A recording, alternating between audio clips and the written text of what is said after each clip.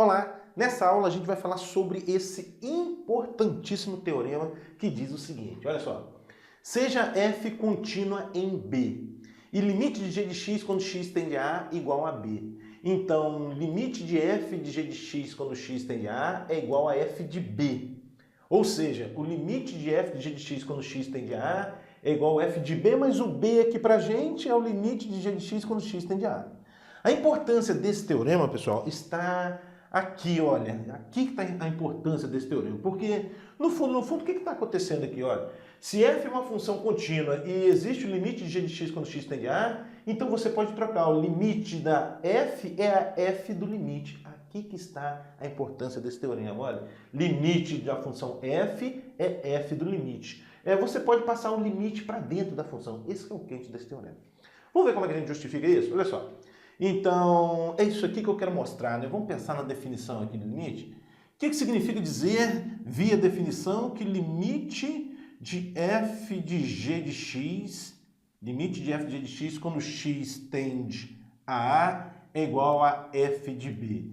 Isso significa, por definição, o seguinte, dado epsilon maior do que zero, existe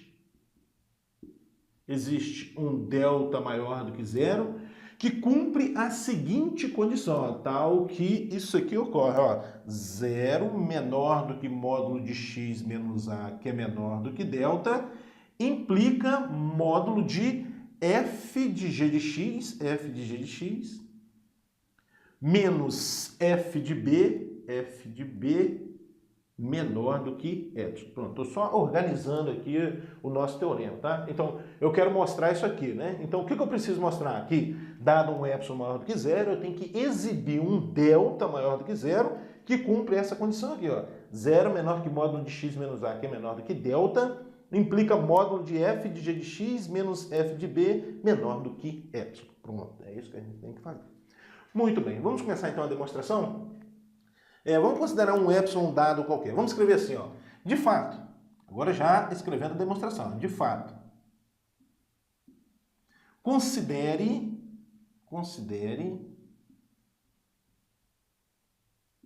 epsilon maior do que zero, um real dado.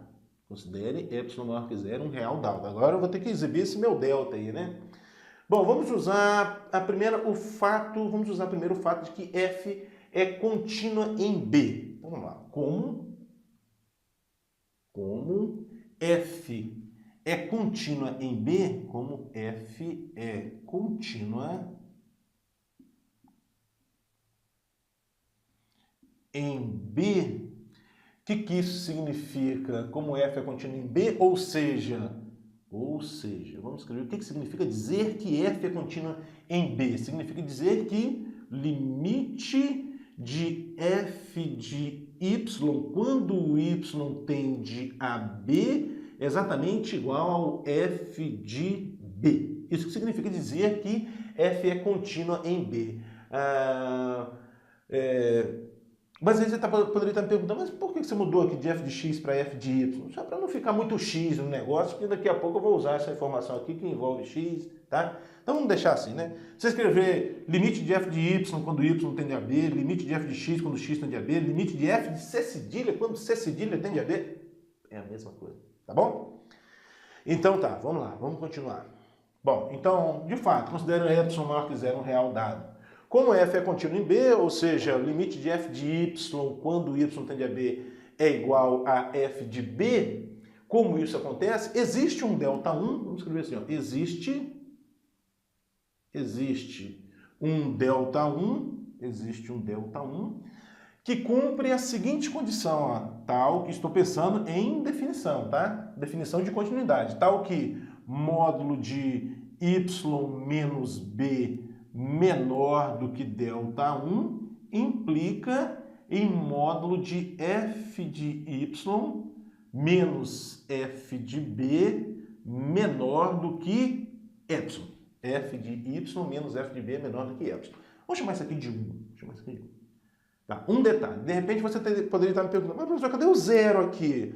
olha só, isso está falando que ela é contínua em B. Então, o zero não tem. Quando a gente fala de continuidade, aqui não tem o zero menor do que isso, porque aparece o zero menor do que esse módulo quando você exclui aqui desse intervalo B. Mas não faz necessário a gente excluir desse intervalo B, porque f é contínuo em B. Tá? Então, o B ali está definido, ali, o f de B.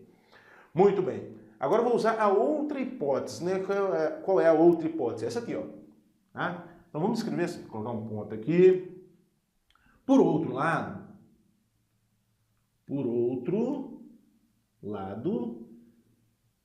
o que acontece? Vamos escrever assim, como limite de g de x, quando x tende a é igual a b, né? Por outro lado, como esse limite de g de x quando x tende a é igual a b, existe um delta maior do que zero, que cumpre a seguinte condição, ó, tal que zero menor do que módulo de x menos a, que é menor do que delta, implica módulo de g de x menos b menor do que o delta 1 aqui, ó, menor do que delta 1. Já vou te explicar por que o menor do que delta 1. Olha só, aqui, olhando para cá, ó, na definição desse limite, a gente tem que considerar, ó, dado um epsilon maior do que zero, né? Pensando na definição de limite. Aqui, ó, dado um epsilon maior que zero. O meu epsilon aqui para essa definição é o meu delta 1. É esse delta 1 aqui, né? Dado um epsilon qualquer, então eu vou considerar o delta 1, não é isso? Se esse limite aqui é igual a b, então dado qualquer número real, então vou escolher esse delta 1. Dado o delta 1, existe um delta tal que zero menor que módulo de x menos a, que é menor que delta, implica g de x menos b menor do que delta 1, não é verdade? Já que funciona para todo número real positivo. Isso aqui eu vou chamar de 2. Vou chamar de 2. Bom, agora a gente tem que juntar as duas informações, né? A gente tem que juntar as duas informações. Muito bem, muito bem. Antes disso, pessoal, vamos pensar o que significa isso aqui, olha, essa escrita. Vamos juntar essa informação aqui, que eu chamei de 1, com essa aqui que eu chamei de 2. Vamos pensar um pouquinho ali em um módulo de y menos b menor do que delta 1. Pelas propriedades dos módulos, isso aqui pode ser escrito menos delta 1, menor do que y menos b, que é menor do que delta 1. Aí, somando mais b, você vai obter b menos delta 1, menor do que y, que é menor do que b mais delta 1. Ou seja, os y's que satisfazem essa desigualdade são os y's que estão no intervalo variando de b menos delta 1 a b mais delta 1. Vamos pensar geometricamente? Olha só, aqui, ó. Aqui está o b, aqui está, vamos supor, o b menos delta 1, e aqui está o b mais delta 1. Muito bem, muito bem. Os y que satisfazem essa desigualdade são esses y que estão nesse intervalo. E aí a gente costuma dizer também que esse intervalo é o intervalo de centro em B e raio delta 1, porque esse tamanho aqui é delta 1, tá? Então, isso aqui, geometricamente, significa o quê? Aqui estão representados os y que estão em um intervalo de centro em B e raio delta 1, tá? Então, aqui, ó. Cadê? Aqui. Aqui. Isso, ó. Aqui, ó. Y, quais são os y aqui que satisfazem essa desigualdade? Os y que estão em um intervalo de centro em B e raio delta 1. Bom, então vamos pensar o que está acontecendo? Vamos lá. Olha só, isso aqui está te dizendo o seguinte, essa primeira informação, esse 1 aqui que eu estou chamando, ó, esse 1 aqui que eu estou destacando, está dizendo o seguinte, olha, todo y, todo número aqui y, que está no intervalo de centro em B e raio delta 1, todo mundo que está no intervalo de centro em B e raio delta 1 é tal que f dele menos f de B em módulo é menor do que epsilon. Não é verdade? Agora olha para cá, olha para cá.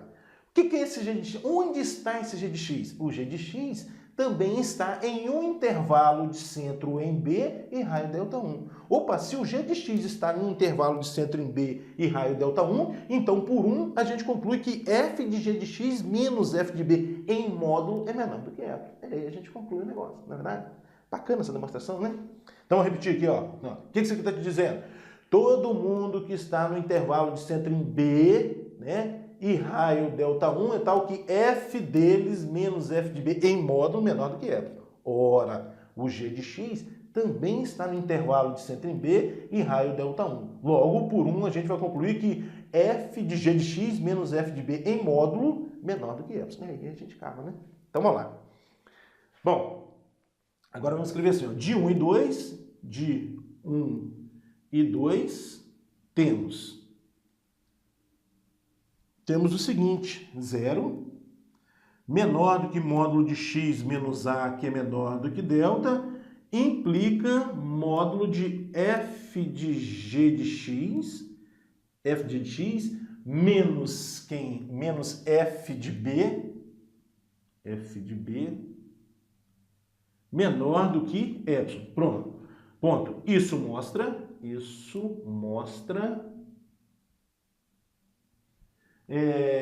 que limite de f de g de x, quando x tende a A, é exatamente igual ao f de B. Teorema bacana e importantíssimo. Volto a lembrar para você, onde está a importância desse teorema? Aqui, ó.